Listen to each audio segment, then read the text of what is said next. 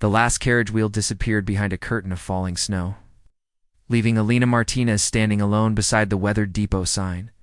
Her leather valise sat heavy in her gloved hands, and her burgundy traveling dress her finest felt. Foolish now against the mountain cold. Platform emptied quickly as passengers hurried toward warm fires and waiting families. None had come for her. Alina lowered herself onto a frost-covered bench, her spine straight, despite the crushing disappointment. She withdrew a letter from her coat pocket, its edges soft from countless readings. The careful script of Thomas Whitmore had promised a prosperous ranch, a comfortable home, and companionship for a woman of refinement.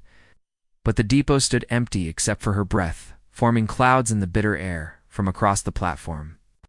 2 railway workers paused in their loading. "Look there," one muttered with a cruel grin. The Spanish girl. Thought she'd catch herself a wealthy rancher, did she? Alina flinched but held her composure.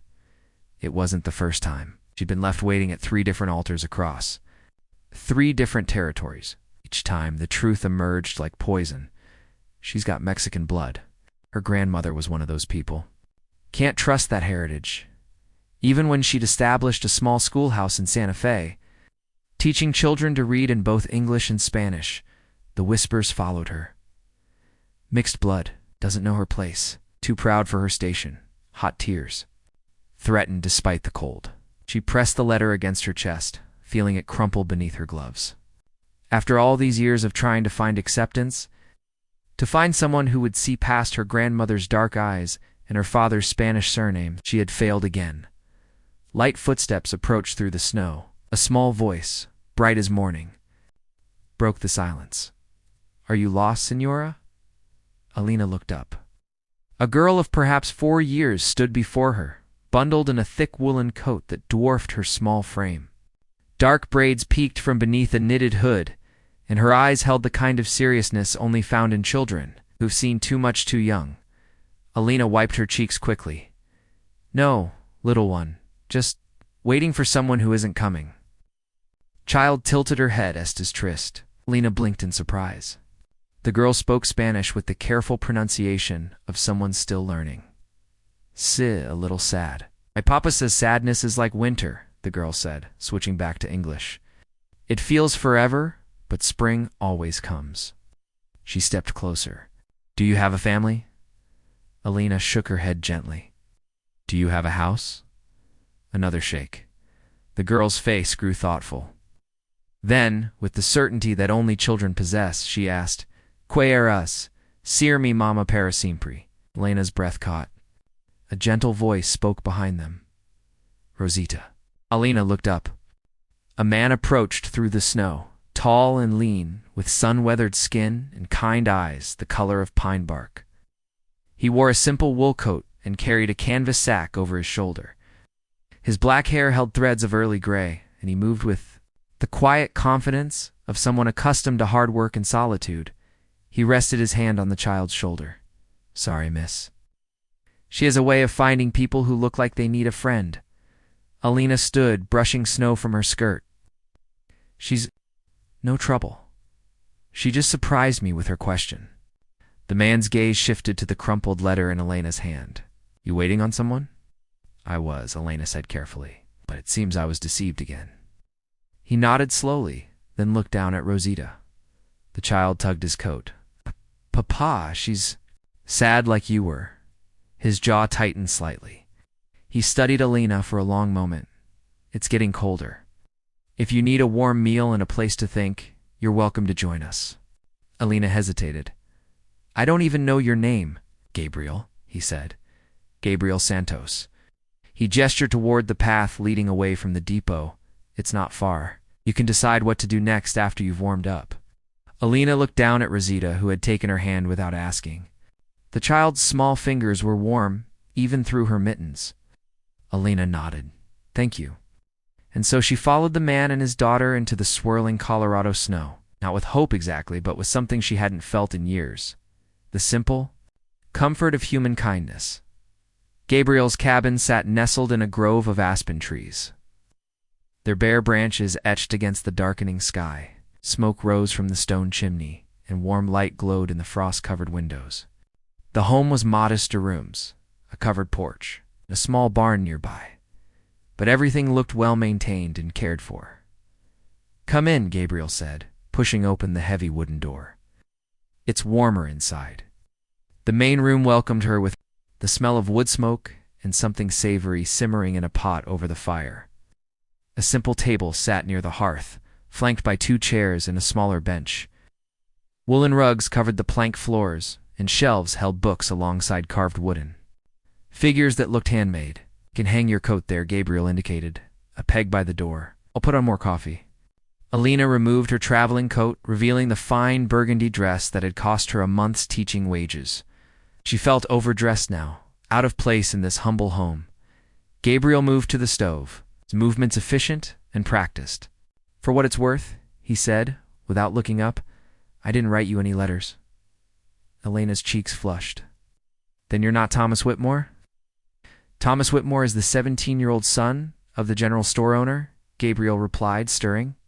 "The pot. He's got romantic notions and too much time on his hands. Probably thought he was doing someone a favor."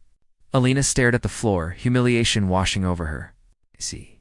Rosita climbed onto the bench by the fire and patted the space beside her. "Scientate acqui. It's the warmest spot." Alina sat, grateful for the child's easy acceptance. They ate.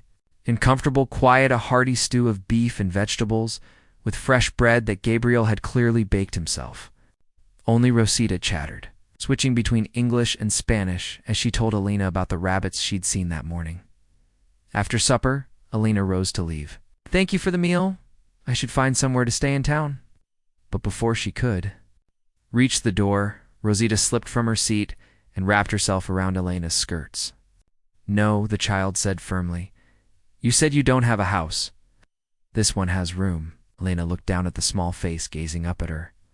"Sweet one, this isn't my home." "It could be," Rosita said simply. "Just for tonight." Elena glanced at Gabriel, who had been watching the exchange with unreadable eyes.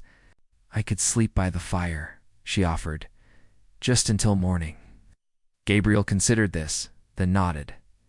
"You can take my bed. I'll stay up anyway." As Alina prepared for sleep, she noticed something that made her pause. In the corner of the room, carefully arranged on a small shelf, were items that spoke of another culture.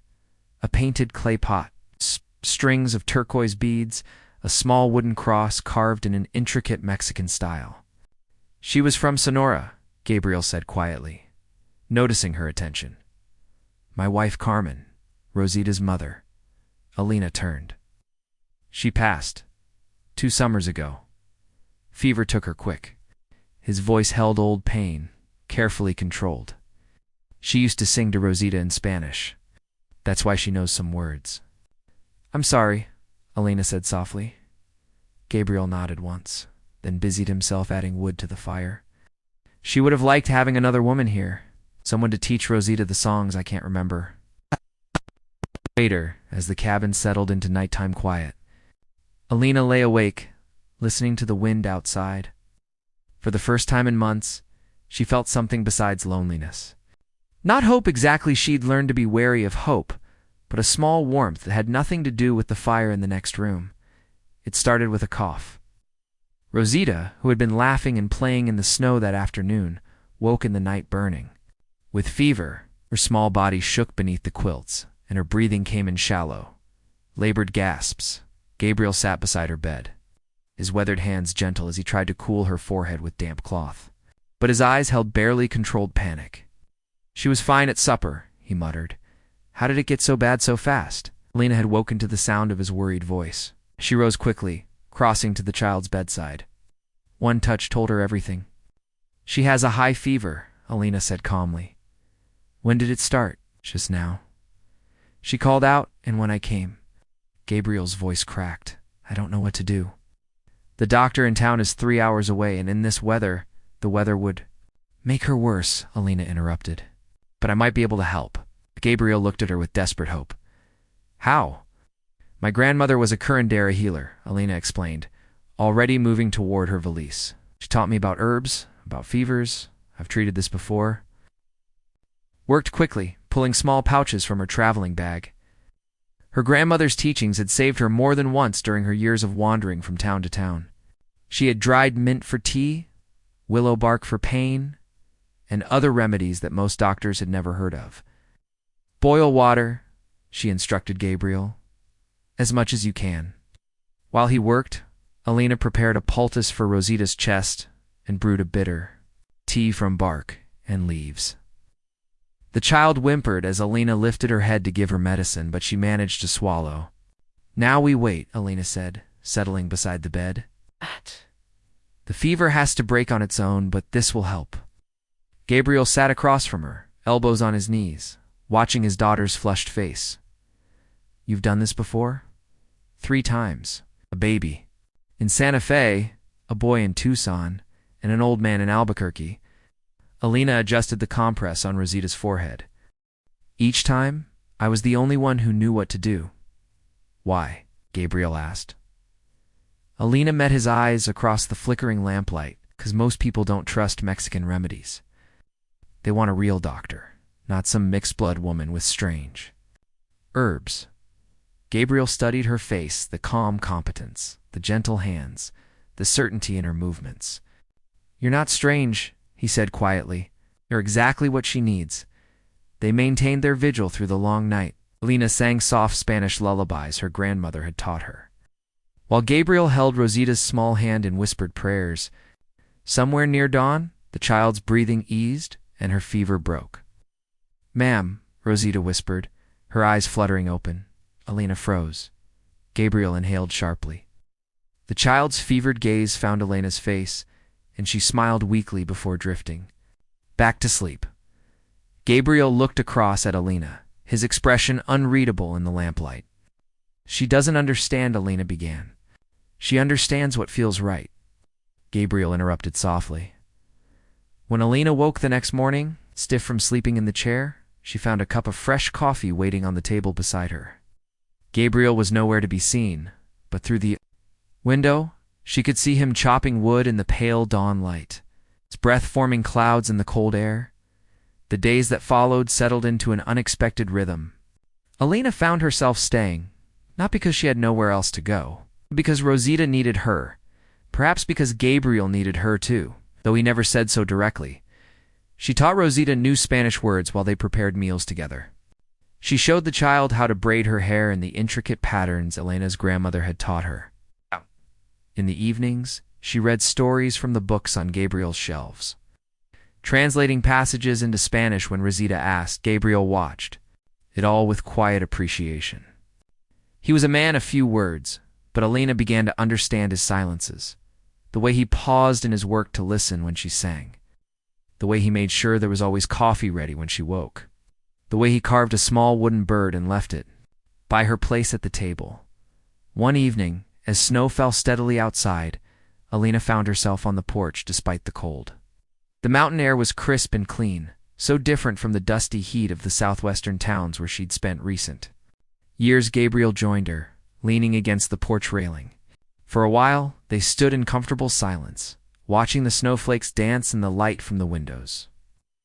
I should tell you something, Alina said finally. Gabriel waited. I'm not just Mexican on my mother's side, she said, her voice steady. Despite the familiar shame, her grandmother was full-blooded Apache before she married a Spanish settler. My mother married an Anglo merchant from Missouri. She paused. I'm what people call a mestiza. 3 kinds of blood that aren't supposed to mix. Gabriel was quiet for a long moment. Then he said, Carmen was mestiza too. Spanish and Yaqui. She used to say it made her twice as strong. Lena looked at him in surprise. People in town used to whisper about us, Gabriel continued. Said our children wouldn't be proper Americans. Said Carmen was too dark, too foreign. His jaw tightened. After she died, some folks suggested I find Rosita a more suitable home. What did you tell them? I told them my daughter was perfect. Exactly as she was. He looked at Alina, just like her mother. Alina felt tears prick her eyes. In all her years of moving from town to town, of being rejected and whispered about, no one had ever said anything like that. You don't have to prove you belong here, Gabriel said quietly. You just do. Spring came late that year, but when it finally arrived, it brought changes none of them had expected. Alina had been living in the cabin for 4 months, sleeping In the small second room, Gabriel had hastily built as winter deepened. What had started as temporary shelter had become something more: a home, family, a place where her mixed heritage was not a burden but a gift. Rosita had grown inches, it seemed, and her Spanish had improved dramatically under Elena's patient teaching. She chattered icily in both languages now, and often served as translator when Spanish-speaking travelers passed through seeking. Gabriel's blacksmith services. Elena had started a small practice of her own, treating neighbors with her grandmother's remedies. Word spread quietly through the mountain communities about the woman who could cure fevers and ease pain with her herbal teas. No one called her names anymore. They called her Senora Elena, and they paid her with eggs and flour and fresh vegetables. Gabriel had grown less guarded as the months passed. Elena caught him watching her sometimes as she worked in the garden or taught Rosita letters by the fire. His looks weren't calculating or suspicious. They were warm, appreciative, full of something he hadn't allowed himself to feel in years. The morning everything changed started like any other. Elena was hanging laundry while Rosita played with her wooden dolls nearby. Gabriel had gone to check his traps in the high country, wouldn't return until evening. That's when the strangers arrived, 3 men on horseback, wearing the kind of clothes that spoke of money and authority. The leader, a thick-set man with pale eyes and an expensive hat, dismounted and approached the cabin. "You the Mexican woman been treating folks hereabouts?" he asked without preamble. Elena straightened, her hands stilling on the clothesline. "I help my neighbors when I can. Name's Fitzpatrick. I'm the territorial health inspector." He pulled a folded document from his coat. He'd been getting complaints about unlicensed medical practice. Elena's heart sank. She'd encountered this before in other towns. "I don't practice medicine. I just share my grandmother's remedies." "Unlicensed healing is illegal," Fitzpatrick declared, "especially by—" He looked her up and down with obvious distaste. "Persons of questionable heritage." Rosita had stopped playing and moved closer to Elena's skirts, sensing danger.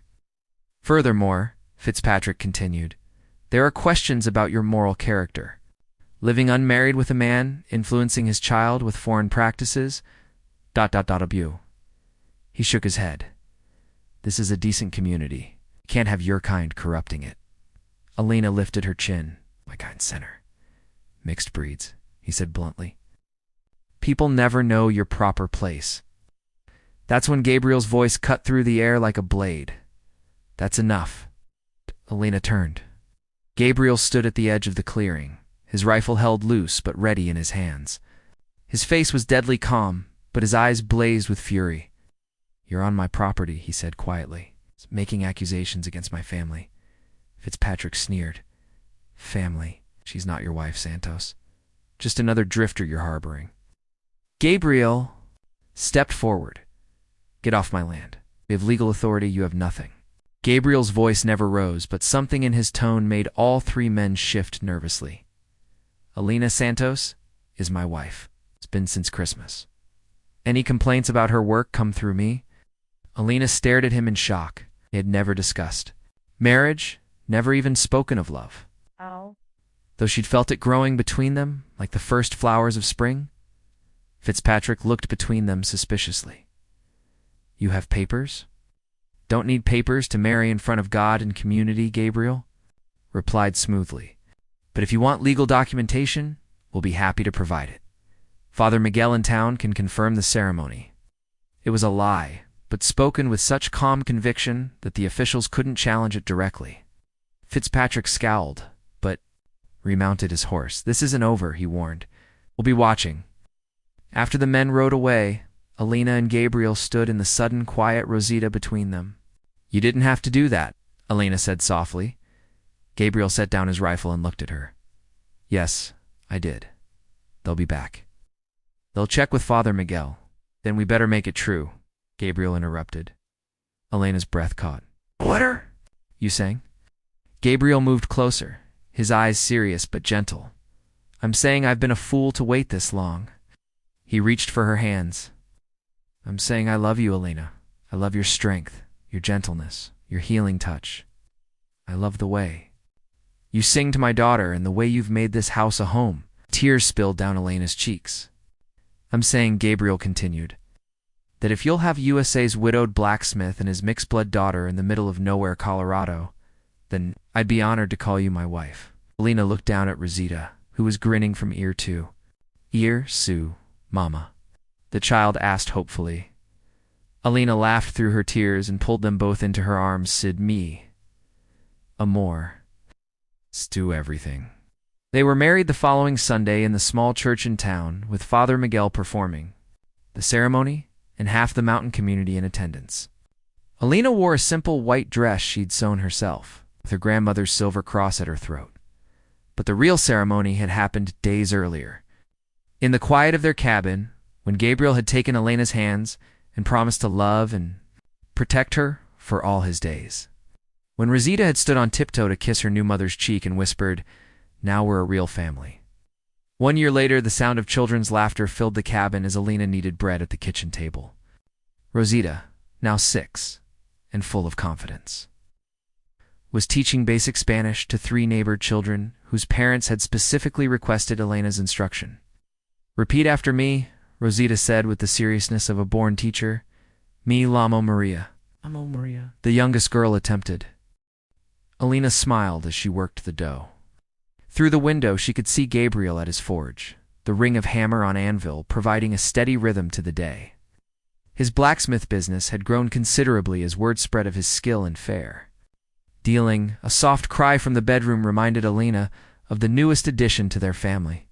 She wiped her hands on her apron and went to collect baby Miguel, born just 2 months earlier with his father's dark eyes and his mother's stubborn chin, as she nursed the baby by the fire.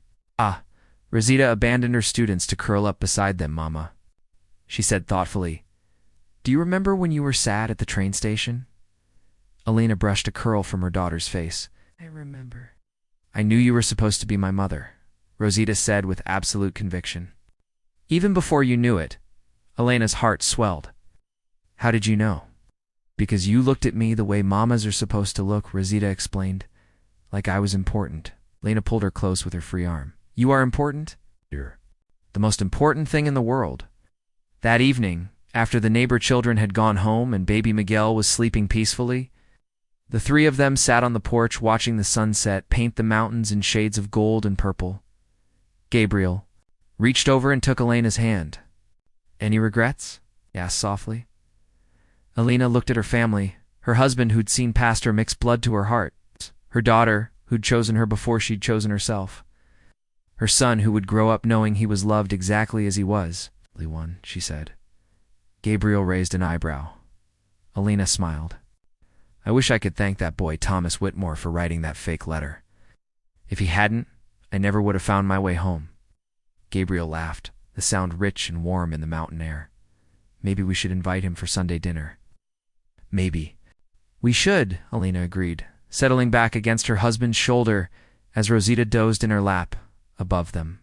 The first stars appeared in the darkening sky.